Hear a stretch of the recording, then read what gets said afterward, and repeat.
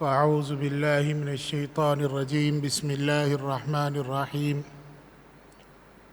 يا أيها الذين آمنوا لا تبطلوا صدقاتكم بالمن والأذى كالذي ينفق ماله رئاء الناس ولا يؤمنون بالله وباليوم الآخر صدق اللہ العظیم۔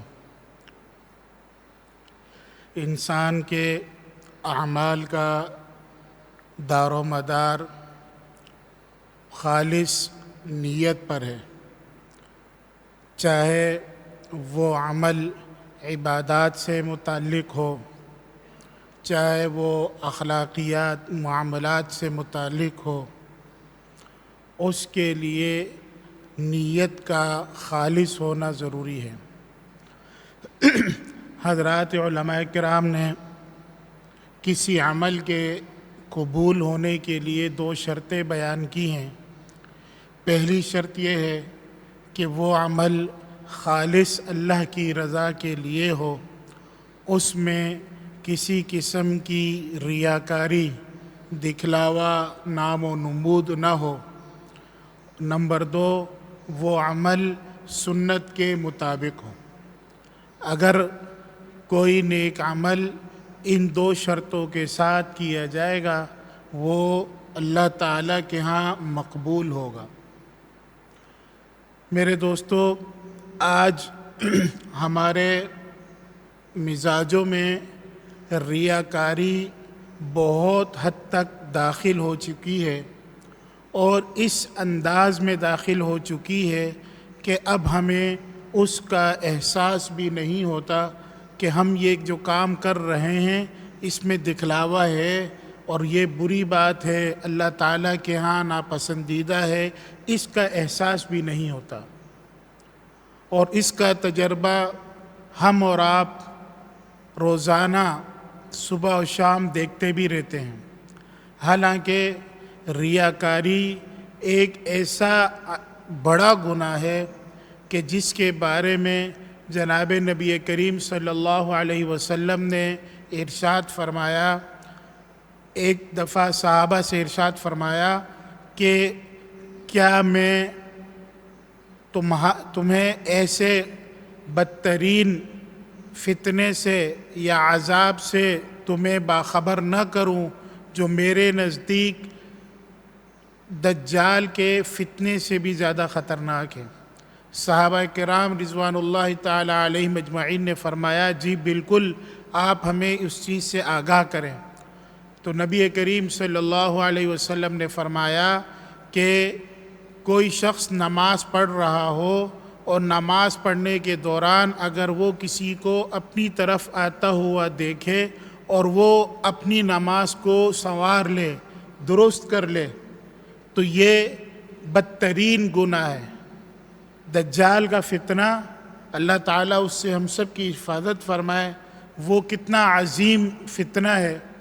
اس کے مقابلے میں دکھلاوے کو، ریاکاری کو بدترین فتنہ قرار دیا گیا ہے۔ یہی وجہ ہے کہ حضرت علی رضی اللہ تعالیٰ عنہ سے یہ بات منقول ہے کہ آپ فرماتے ہیں کہ ریاکار کی 3 علامتیں ہیں۔ پہلی علامت یہ ہے کہ جب وہ تنہائی میں ہوتا ہے تو اپنی عبادت میں، اپنے اعمال میں سستی کرتا ہے، اور جب لوگوں کے مجمع میں ہوتا ہے تو چستی دکھا رہا ہوتا ہے۔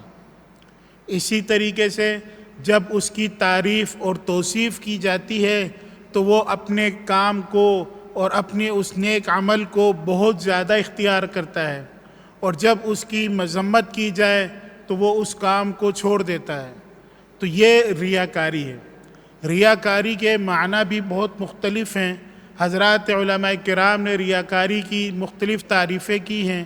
ایک تعریف تو یہی ہے کہ کوئی کام غیر اللہ کے لیے کیا جائے، لوگوں کے سے امیدیں رکھ کر کی جائے، اور اس میں اللہ تعالیٰ کی رضا مطلوب اور مقصود نہ ہو، بلکہ وہ کام ہم اس لیے کر رہے ہیں کہ اس کام کے نتیجے میں ہماری کوئی غرض ہے، چاہے وہ منصب کی غرض ہو، چاہے وہ شہرت کی غرض ہو، چاہے وہ کوئی اور غرض پر مشتمل ہو۔ اسی طریقے سے بعض اوقات انسان اعمال کرتا ہے، نیک اعمال کرتا ہے، لیکن اس کی نیت کیا ہوتی ہے کہ لوگوں کے درمیان میری قدر و منزلت بڑھ جائے، لوگ میرے کو اچھا کہنے لگیں۔ تو یہ بھی ریاکاری کی ایک شکل ہے۔ اس ریاکاری کے نتیجے میں انسان بڑے بڑے گناہوں میں مبتلا ہو جاتا ہے۔ ایک روایت میں ہے کہ اللہ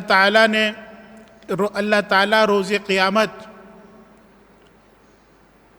ان کے سامنے ایک شہید کو لایا جائے گا اور اس سے پوچھا جائے گا کہ تم نے اپنی جان اللہ کے راستے میں کیوں قربان کی؟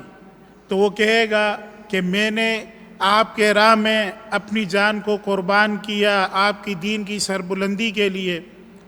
تو اللہ تعالیٰ فرمائیں گے کہ بالکل بھی نہیں، بلکہ تم نے اپنی جان دی تھی تاکہ لوگ مجھے بہادر کہیں، میری بارے میں اچھی تعریفاتی کلمات کہیں، اور وہ چیزیں تمہیں دنیا میں کہہ دی گئی ہیں، لہذا اب آخرت میں اس کا تمہارے لیے کوئی صلہ نہیں ہے۔ اور فرشتوں کو حکم دیا جائے گا کہ اس کو گھسیٹ کر جہنم میں داخل کر دو۔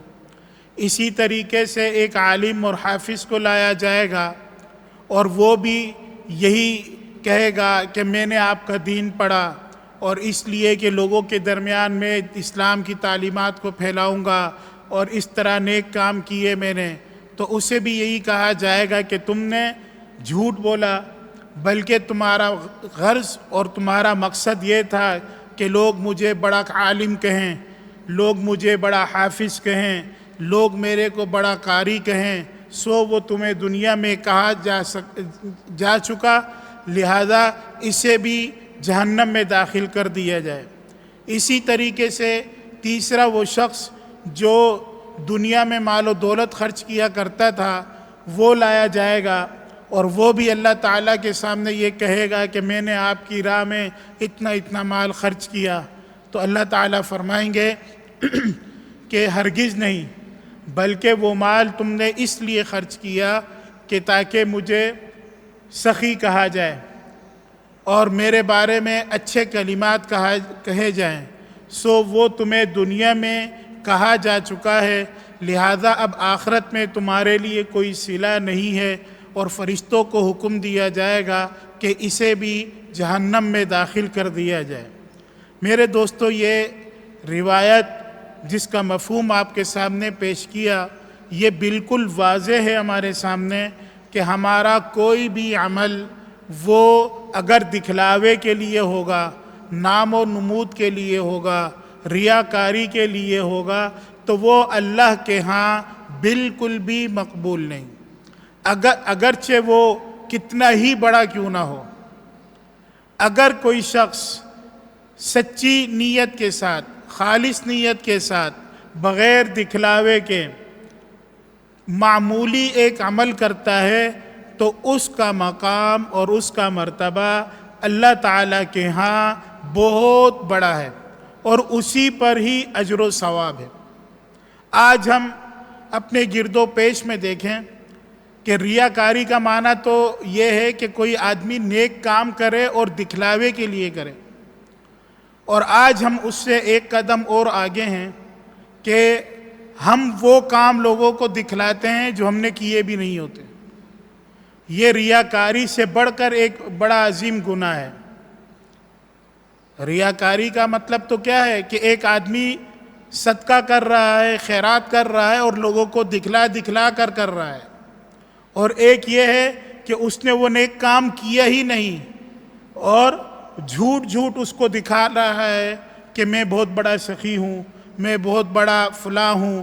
تو یہ اس سے بھی کبھی عمل ہے، اور آج ہمارے معاشرے میں یہ برائی اس قدر عام ہے کہ ہم معمولی چیزوں کو، جن چیزوں کے بارے میں اللہ تعالیٰ کا حکم یہ ہے، جناب نبی کریم صلی اللہ علیہ وسلم کا فرمان ہے اور اسلام کی تعلیمات ہے کہ جب انسان کسی کے ساتھ خیر کا معاملہ کرے، احسان کا معاملہ کرے یا کسی شکل میں تعاون کو اختیار کرے تو اس کے اپنے بائیں ہاتھ کو بھی خبر نہ ہو۔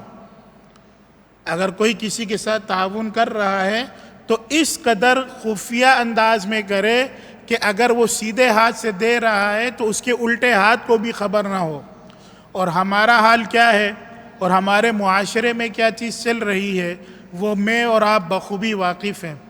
دعا ہے کہ اللہ تعالی ہمیں ریاکاری سے بچنے کی توفیق عطا فرمائے، ہر وہ کام جو نیک ہے اس کو خالص اپنی رضا کے اور اپنی خوشنودی کے لیے کرنے کی توفیق عطا فرمائے، اور اس کام میں سنت کو ہم ہمیشہ مد نظر رکھیں۔